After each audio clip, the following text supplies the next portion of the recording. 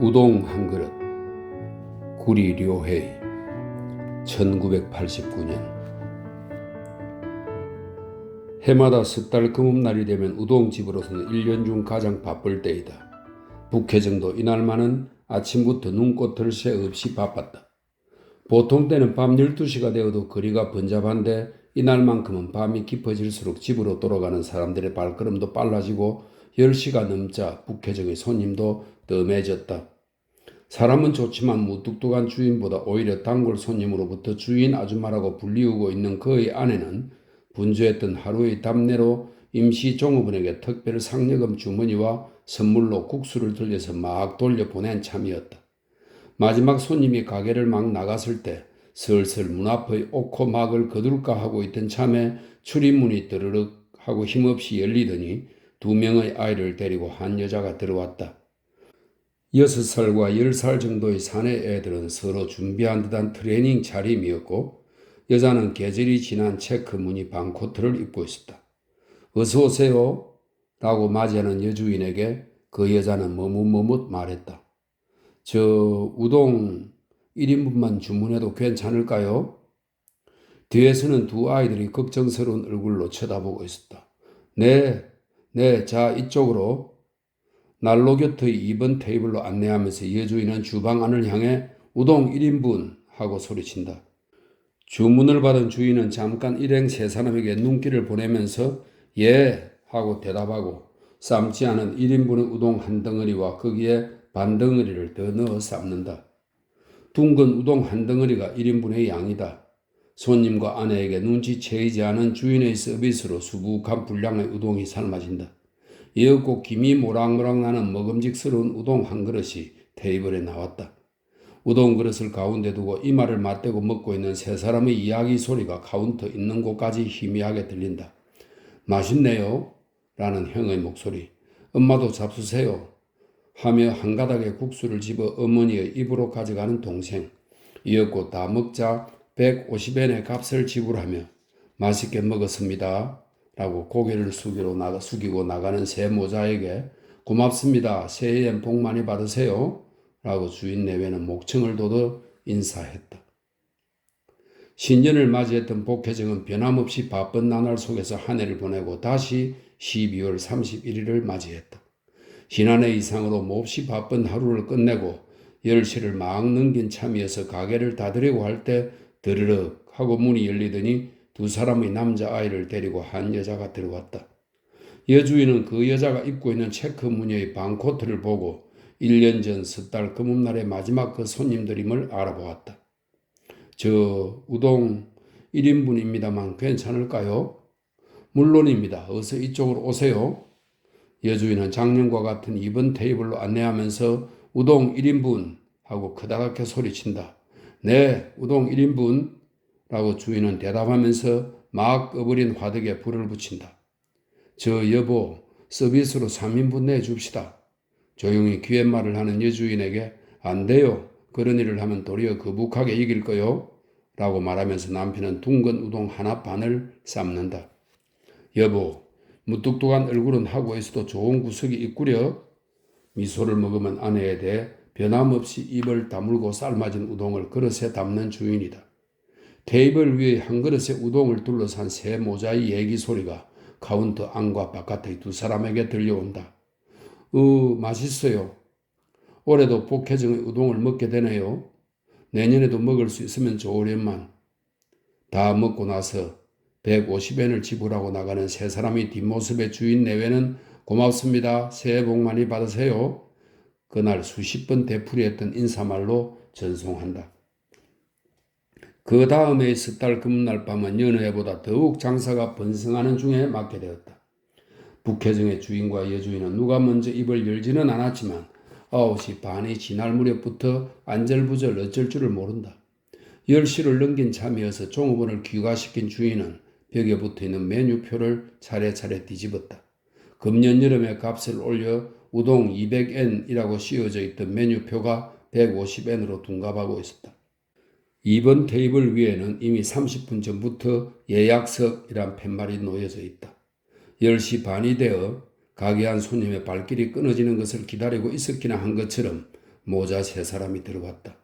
형은 중학생 교복, 동생은 작년에 형이 입고 있던 점퍼를 헐렁하게 입고 있었다. 2사람 다 몰라볼 정도로 성장해 있었는데 그 아이들의 엄마는 여전히 색이 바랜 체크무늬 반코트 차림 그대로였다. 어서 오세요 라고 웃는 얼굴로 맞이하는 여주인에게 엄마는 조심조심 말한다. 저 우동 2인분인데도 괜찮겠죠? 네, 어서 자 이쪽으로 라며 2번 테이블로 안내하면서 여주인은 거기 있던 예약석이란 팻말을 슬그머니 감추고 카운터를 향해서 소리친다. 우동 2인분. 그걸 받아 우동 2인분이라고 답한 주인은 둥근 우동 3덩어리를 뜨거운 국물 속에 집어넣었다. 2그릇의 우동을 함께 먹는 새 모자의 밝은 목소리가 들리고 이야기도 활기가 있음이 느껴졌다. 카운터 안에서 무심코 눈과 눈을 마주치며 미소 짓는 여주인과 예의 무뚝뚝한 채로 응응 하며 고개를 끄덕이는 주인이다. 형아야, 그리고 지훈아, 오늘은 너희 둘에게 엄마가 고맙다고 인사하고 싶구나. 고맙다니요, 무슨 말씀이세요? 실은 돌아가신 아빠가 일으켰던 사고로 8명이나 되는 사람이 부상을 입었잖니? 보험으로도 지불할 수 없었던 만큼을 매월 5만 원씩 계속 지급하고 있었단다. 알고 있어요. 라고 형이 대답한다. 여주인과 주인은 몸도 꼼짝 않고 가만히 듣고 있다. 지불 약속은 내년 4월 3월까지로 되어 있었지만 실은 오늘 전부 지불을 끝낼 수 있었단다. 네, 정말이에요, 어머니? 그래, 정말이지. 형아는 신문 배달을 열심히 해주었고 지훈이 장보기와 저녁 준비를 매일 해준 덕분에 엄마는 안심하고 일할 수 있었던 거란다. 그래서 정말 열심히 일을 한 덕택에 회사로부터 특별 수당을 받았단다. 그것으로 지불을 모두 끝마칠 수 있었던 거야. 엄마, 형, 잘 됐어요. 하지만 앞으로도 저녁 식사 준비는 내가 할 거예요. 나도 신문 배달 계속 할래요. 지훈이하고 나 엄마한테 숨기고 있는 것이 있어요. 그것은요. 11월 첫째 일요일 학교로부터 지훈이의 수업 참관을 하라는 편지가 왔었어요. 그때 지훈은 이미 선생님으로부터 편지를 받아놓고 있었지만요. 지훈이 쓴 장문이 북해도의 대표로 뽑혀 전국 콩쿠르에 출품하게 되어서 수업 참관일에 이 장문을 지훈이 낭독하게 되었대요. 선생님이 주신 편지를 엄마에게 보여드리면 무리를 해서라도 회사를 쉬실 걸 알기 때문에 지훈이 그걸 감추었어요. 그걸 준의 친구들한테 듣고 내가 참관일에 갔었어요. 그래, 그랬었구나. 그래서 선생님께서 너는 장래 어떤 사람이 되고 싶은가? 라는 제목으로 전원에게 장문을 쓰게 하셨는데 지훈은 우동 한 그릇이라는 제목만 듣고 북해정에서의 일이라는 걸 알았기 때문에 사실은 지훈 녀석 무슨 그런 부끄러운 얘기를 썼지 하고 마음속으로 생각했었죠. 장문은 아빠가 교통사고로 돌아가셔서 많은 빚을 남겼다는 것, 엄마가 아침 일찍부터 밤늦게까지 일을 하고 계시다는 것, 내가 조간석간신문을 배달하고 있다는 것 등 전부 씌어 있었어요.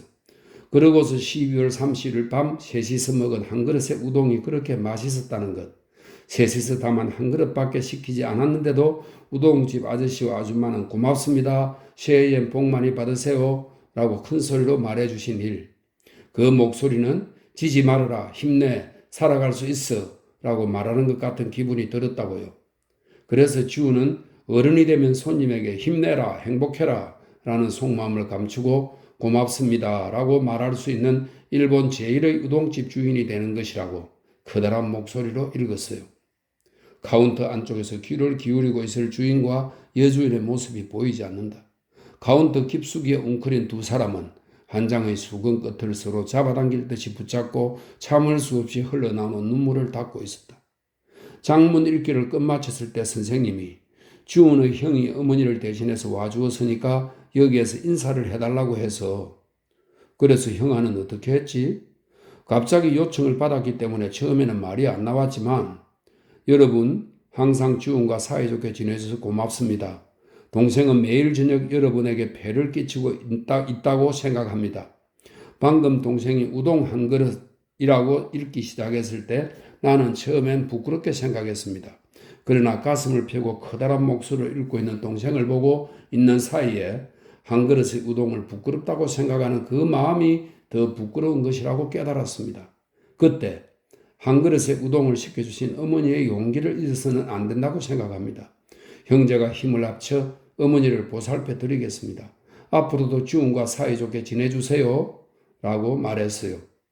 차분하게 서로 손을 잡기도 하고 웃다가 넘어질 듯이 어깨를 두드리기도 하고 작년까지와는 아주 달라진 즐거운 금음날 밤의 광경이었다.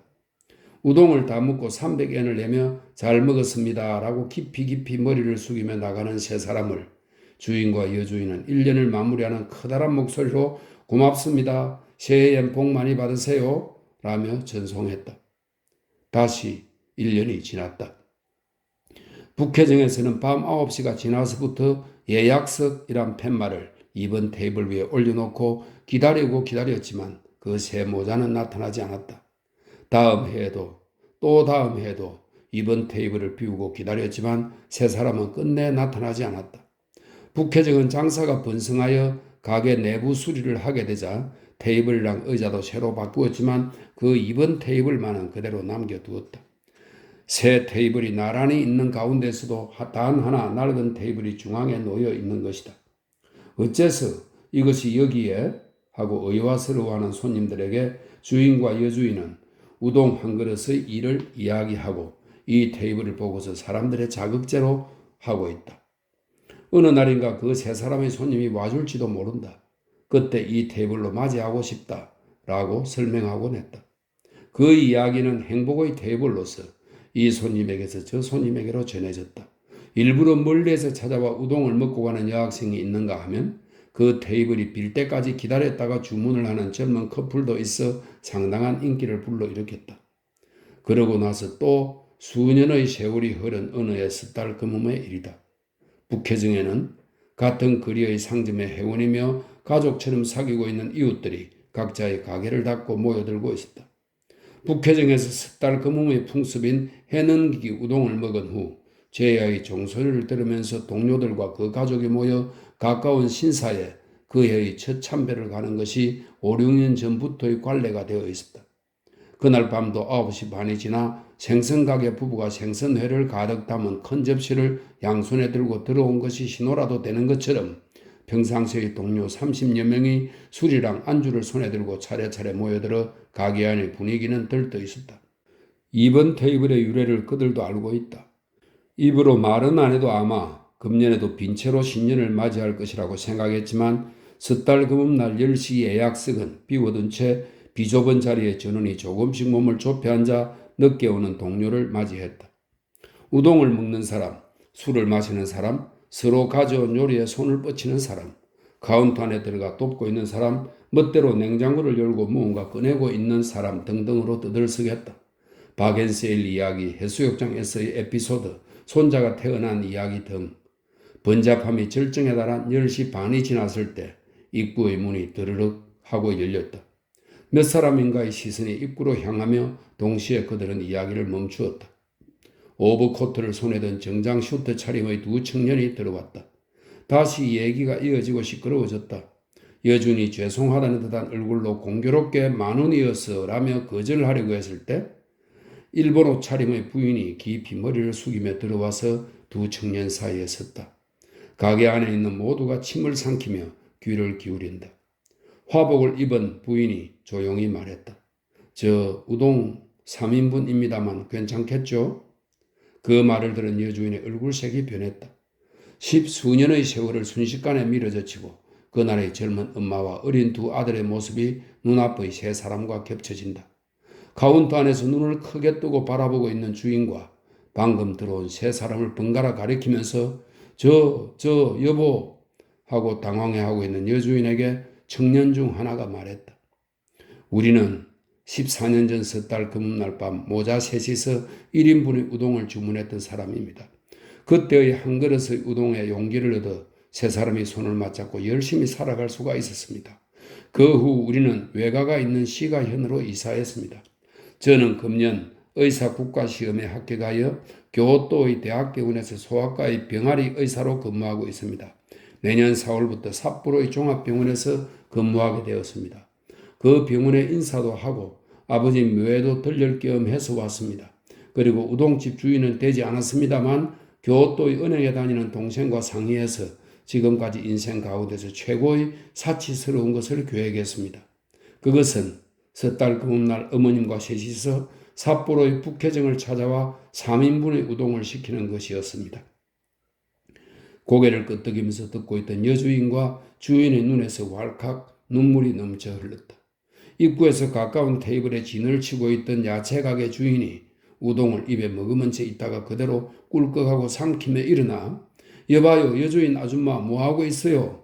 10년간 이날을 위해 준비해놓고 기다린 섣달 금음날 10시 예약석이잖아요. 어서 안내해요 안내를.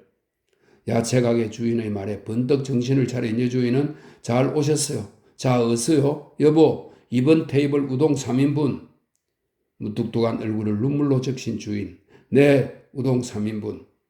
예기치 않은 환성과 박수가 터지는 가게 밖에서는 조금 전까지 흩날리던 눈발도 그치고 갓내린 눈에 반사되어 창문의 빛에 비친 북해정이라고 쓰인 옥호막이 한 발 앞서 부르짖히는 정오의 바람에 휘날리고 있었다.